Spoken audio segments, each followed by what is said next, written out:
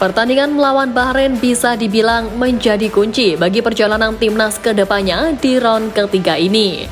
Pasalnya, jika mampu meraih hasil positif, maka secara moral tim Garuda akan lebih beda ketika nanti bertanding melawan Cina di partai berikutnya. Nah, mengingat di bulan November kita akan menjamu Jepang dan juga Arab, maka sekali lagi dua laga di bulan Oktober ini adalah yang sangat krusial. Di balik semua itu, jelas tim Garuda akan bertekad mati-matian demi meraih hasil maksimal.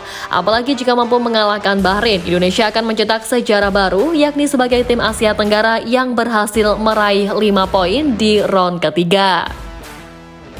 Tapi tinggal menghitung hari jelang pertandingan tersebut, penyerang Bahrain Ismail Abdul Latif mengungkap tekadnya menatap laga menghadapi timnas Indonesia.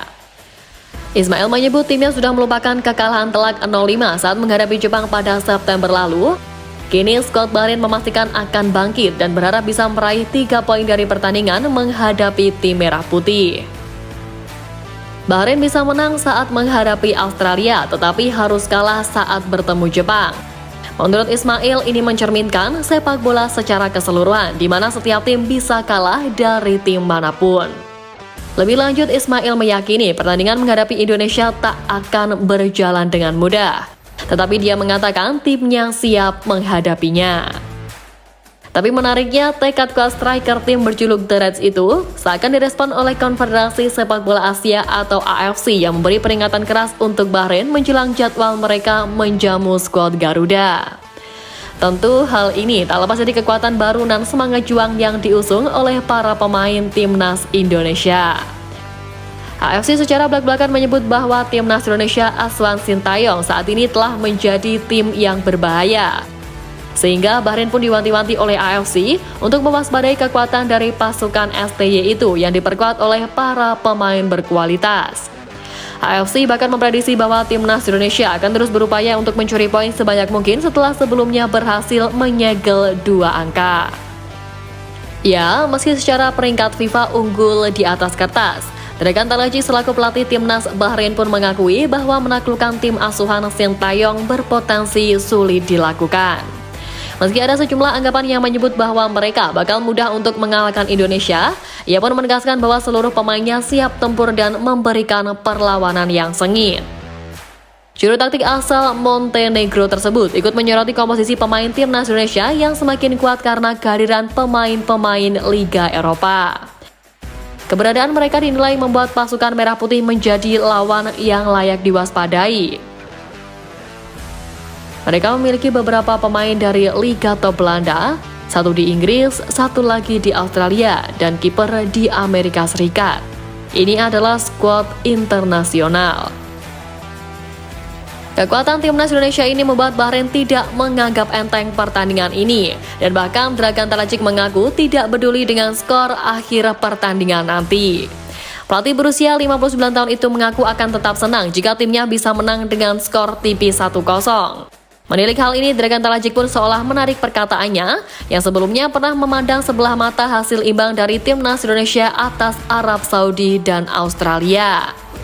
Bukan cuma itu, Dragan Talajik juga mewaspadai satu persatu para pemain skuad Garuda yang belakangan mulai banyak berkarir di kompetisi luar negeri. Ditambah lagi kehadiran 2 amunisi baru Garuda yakni Miss Hilgers dan Eliano Reinders, makin membuat pelatih Bahrain itu menekankan pada anak asuhnya bahwa Indonesia bukan lawan yang sembarangan. Tak tanpa sebab, anggapan Dragan Talajik yang berubah ini tentu berdasar pada apa yang terus dilakukan oleh Indonesia dalam beberapa waktu terakhir. Apalagi kini Indonesia tak hanya diakui oleh AFC atau media-media besar internasional, induk sepak bola dunia FIFA juga turut menyoroti kiprah skuad Aswan Sintayong jelang bersua Bahrain. Hal ini nampak dari FIFA yang secara tiba-tiba menyoroti kemenangan timnas Indonesia atas Bahrain dengan skor 2-1 di Piala Asia 2007 lalu. Selain mengenang momen manis timnas Indonesia tersebut, FIFA juga terkesan menantang tim besutan Sintayong untuk mengulanginya di laga nanti. Bisa mungkin jadi jawaban paling yakin dari Garuda fans saat ini. Ya, dengan kekuatan Garuda yang ada sekarang, bukan tak mungkin Indonesia mampu membawa pulang poin di laga melawan Bahrain nanti. Apalagi kabar baik juga disampaikan oleh Coach Shin yang memastikan bahwa Marten Paes bisa bermain bersama skuad Garuda dalam lanjutan babak ketiga ini. Dalam pernyataannya, Sintayong menjelaskan bahwa Marten Paes hanya mengalami cedera ringan. Tidak ada masalah untuk para pemain, tim fisio kami sudah melakukan terapi dan dia bisa diturunkan.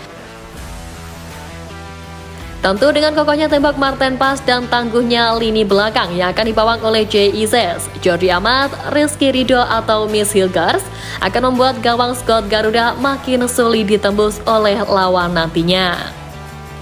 Ya, terlepas dari apapun, semoga apa saja segala pujian yang masuk gak bikin pemain terlena. Selain itu, efektivitas akan menjadi poin yang akan digodok oleh Sintayong, sebab memang sejauh ini problem utama timnas adalah soal finishing. Dan ingat, kalau melawan Bahrain yang secara gaya main sangat direct, maka pemain kita harus benar-benar waspada, terutama soal duel bola atas. Kemudian juga yang tak kalah penting, perbaiki komunikasi antar lini, karena kita pun sering kebobolan lewat situasi yang seharusnya nggak berbahaya. Jadi mudah-mudahan di Oktober ini para pemain bisa tampil sesuai kapasitas yang mereka miliki, dan kalau itu terjadi kemungkinan besar kemenangan akan sangat bisa diraih.